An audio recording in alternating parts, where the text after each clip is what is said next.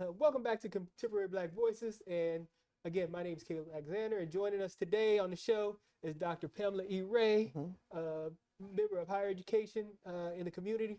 And so we've been discussing a variety of issues surrounding higher education today, folks. But for this segment, we're going to start off talking about the elephant in the room. So we've been talking about Black women in higher education. And so there's been a recent statistic that came out about the lack of Black males in higher education, or even there's a growing gender gap of males on college campuses. And so we're going to take a stab at that topic. And so I want to know, Dr. Ray, what is your opinion about that issue? What are your thoughts about that? The lack of Black men in higher education and this growing deficit of Black males in general on the college campuses. Well, that excluding if it's a sports thing, but Right. anyway, we won't talk about that. I think how we are branding ourselves in higher ed, we know that they are missing, so we have to shift and pivot.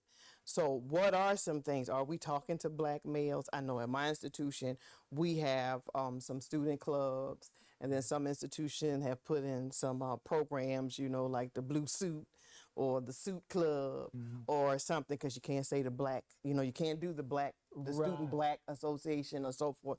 You have to watch out. The Blue Suit. Yeah, Right. it's some things out Yeah. there that in place, but I think Oh, Lord. one of the things that I've seen in higher ed is that in branding and talking about and attracting African American males, I believe we need to do more talking to them. What do they look for at an institution if they're planning to go to school outside of sports? No offense to the athletes, but for some reason we have that down packed in higher ed. Well, every Black male that comes to college does not want to play does not want to play a sport, or is not athletic. But how do we attract them to our institution? But Doc, let me stop you there and, Okay. ask you this question. If I'm a Black male and I want to why would I want to be in higher education when, number one, you already know, and everybody know, whether it's in lower level schools or whether it's in higher education, Black males are normally not present. Okay. Right. And with them being not present, now you've got a situation where I'm the breadwinner of the house. Yeah. I'm going to lose my possibly profession because of what's going on at the federal level. Why do I want to even be in this profession at all? How are you going to attract me? That is it right there. You have an education. The one thing they cannot take from the Black male, they can have 3 or 4 or 5 or 6, 7 jobs. But if they got their bachelor's degree, that master's degree, or that PhD, or one of the 3, at least you have that leverage. You are educated compared to some others. But my question is, how do you recruit me? I would, me personally, I have a Black male. So as we were son, I have a Black male son. So this is interesting. When we were looking at schools and going around, and so forth, I asked him, I said, what are you looking for at an institution? He said, number one, I want to see somebody that look like me. Mom, I visited some of these schools, and out of the schools we visited, I might have seen on one hand the number of Black male professors in the classroom, or Black males in administrative role. I'm blessed. I'm gonna tell you how blessed I am right now. My vice president is Black male. My associate vice president is a Black female. That's rare. So to walk in an institution and see someone that looks like you and have that ability to talk to someone that looks like you, I think we need to promote that more. So, if you do have if you do have 1 or 2 Black professors, put them on a poster board, put them out in front of the camera. Don't hide them, but ask the Black man, the young Black male, what they want. That's what my son told me that he was looking at. And of course, you're going to see it at bigger schools. But yeah, your brand. What is your brand? What does your brand look like? We were working on something real quick at the college campus, and our marketing office had made a sign. But then we looked at it and we were like, okay, let's make sure we got a Black male. Let's make sure we got a Hispanic male. But how many do we want to put out there? Just 1 of each, or do we want 2 or 3 or 4? But if you got more females male, of course, when someone walks the campus, that's all they're going to see.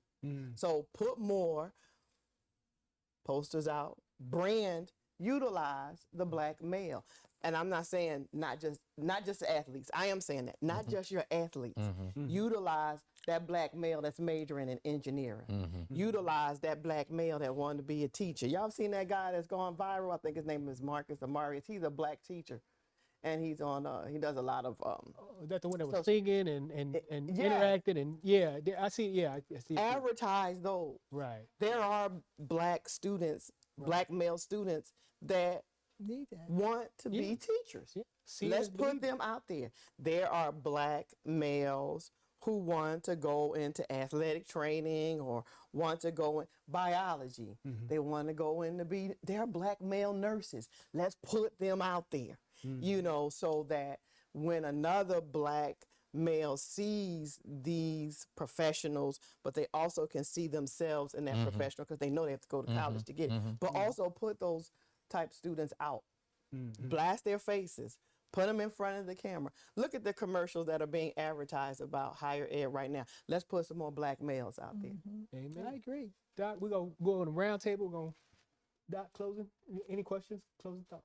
Well, again, the whole subject is a hot topic. Hot topic.